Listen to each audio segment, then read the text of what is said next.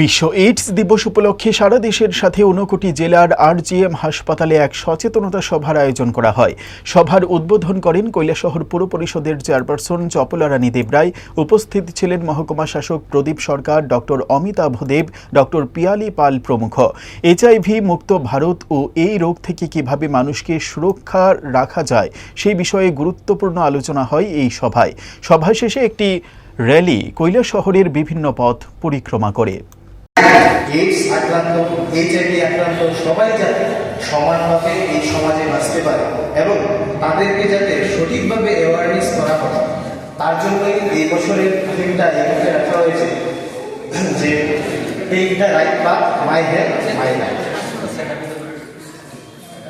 আমাদের সমাজে মেইনলি ত্রিপুরা রাজ্যে যখন থেকে এইডস বা এইচআইভি আক্রান্ত ক্লায়েন্টের সংখ্যা ধীরে ধীরে বাড়তে থাকে এবং এখন ত্রিপুরা রাজ্যে 8,729 জন, যেটা মে মাসের ডাটা অনুসারে এইচআইভি আক্রান্ত মানুষ আছে।